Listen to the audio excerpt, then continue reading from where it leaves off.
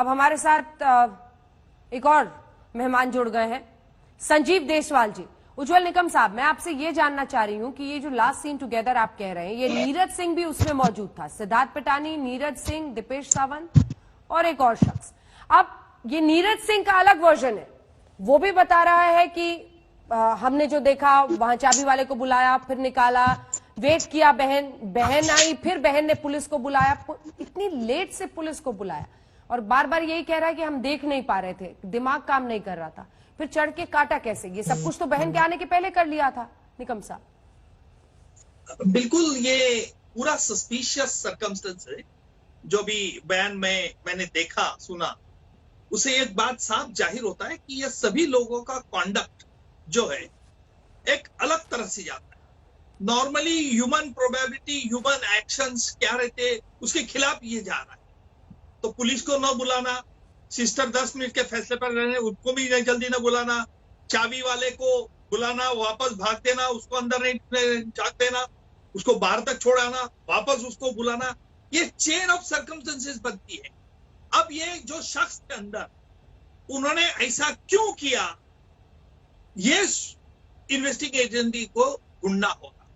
अगर उन्होंने सही जवाब नहीं दिया तो कानून के शिकंजे में वो शख्स सभी आ सकते हैं। बिल्कुल, और इसी पर जल्दी से संजीव जी से एक टिप्पणी ले लेते हैं। संजीव जी, हमने पहले आ रही हूं ममता, इसके बाद फौरन आपके पास आऊंगी। संजीव जी, हमने पहले दिखाया वो चाबी वाले का, वो जो बता रहा है कि दरवाजा खोला नहीं मेरे सामने, मतलब कोई जल्दबाजी थी ही नहीं कि जल्दी से दरवाजा खोल के देखे कि सुशांत किस हालत में, क्यों नहीं दरवाजा खोल रहे थे, वो उसको बाहर ले जाने में ज्यादा कॉन्सेंट्रेट कर रहे थे। और ये नीरज सिंह, एक और जो इन 4 लोगों में शामिल शख्स है, उसकी भी हमने पूरी बातचीत सुनाई। क्या समझ में आ रहा है आपको? देखिए, एज ए प्राइवेट डिटेक्टिव मैं इस पूरे केस को देखता हूं तो इसमें कोई दो राय नहीं कि सुशांत की मौत के बाद जब वहां पे पुलिस पहुंचती है तो अनप्रोफेशनलिज्म के तहत ही ये काम होता है, बिल्कुल गैर पेशेवर के तरीके से। क्योंकि आप जैसे ही वहां पहुंचते हैं, आपको जो वहां पे लोग मौजूद होते हैं, चाहे उनके सर्वेंट्स हों, चाहे उनके कहते हैं दोस्त वगैरह हों, वो ये कहते हैं कि शायद सुशांत ने सुसाइड कर लिया। पुलिस इस बात को मान भी लेती है, ये ना समझते हुए कि उस कमरे में कोई कुर्सी नहीं है, कोई टेबल नहीं है और मौत हुई है लटकने से।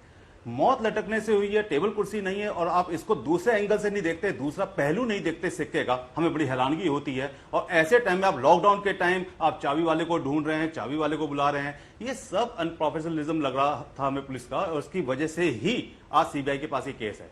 मैं आपको ग्राफिक के द्वारा ही समझाने की कोशिश करता हूं कि सुशांत के कमरे के अंदर जो बेडरूम था उनका, उसके अंदर क्या रहा होगा, कैसे कहते हैं सुशांत ने अगर सुसाइड किया होगा तो कैसे किया होगा, क्या ये सुसाइड हो सकता है या फिर ये हत्या है। मैं आपको कोशिश करता हूं एक डमी बेडरूम से, ये सुशांत का डमी बेडरूम है।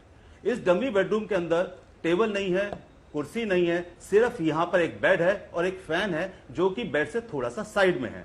अगर आप समझने की कोशिश करें तो हर जो भी कहते हैं कमरे बनाए जाते हैं, उन कमरों का जो आपका फ्लोर होता है और जो रूफ होता है उसका जो साइज होता है वो 10 फीट के आसपास ही होता है, ये नॉर्मली है।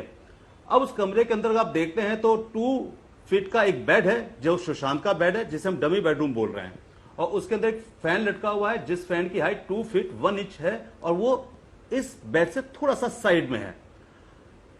सुशांत की अपनी हाइट 5 फीट 10 इंच है।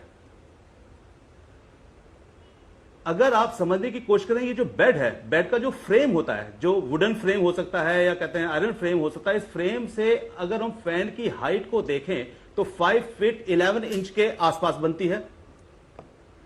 फैन थोड़ा सा बेड से साइड में है, ना कि सेंटर में है। इसकी वजह से जो ये स्लोप बन गया, स्लोप बनने की वजह से जो ये हाइट है 6 फीट 2 इंच हो गई फैन की बेड से।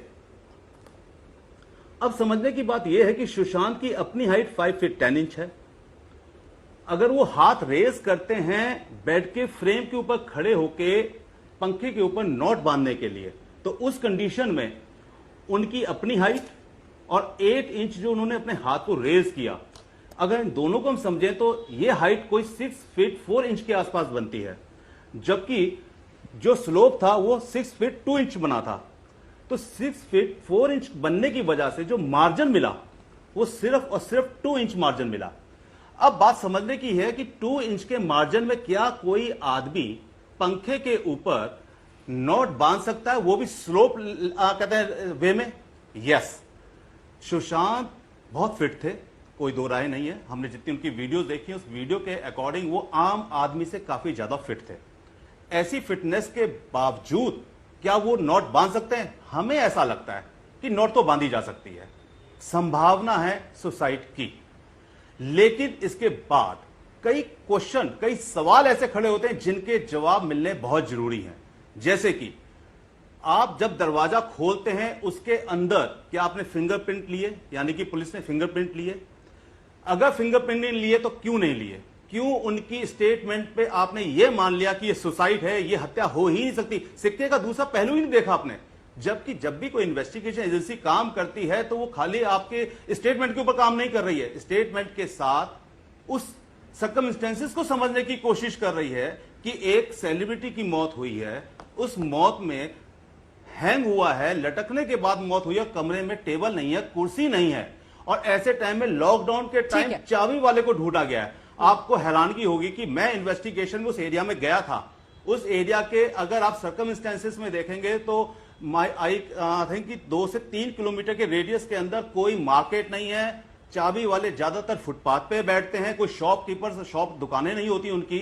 ऐसे टाइम में आपने चाबी वाले को ढूंढा और ढूंढ भी लिया, ढूंढा और ढूंढ भी लिया, और अंदर जाके उस बॉडी को कभी किसी ने लटकते हुए भी नहीं देखा। जी, फोन पे बुलाया तो क्या किसी को ये पता था कि चाबी वाले को ममता, बुलाना 2 लाइन में जल्दी चाबी एक वाले का रिएक्शन फोन आप नंबर हाथ किसी उठा के रही पास थी। क्यों होगा? ठीक है सर, इसका ममता जी मतलब- जल्दी से। अंजना जी देखिए, जो संजीव जी ने बोला, विकास जी ने बोला, सबने बिल्कुल सही बात बोली है।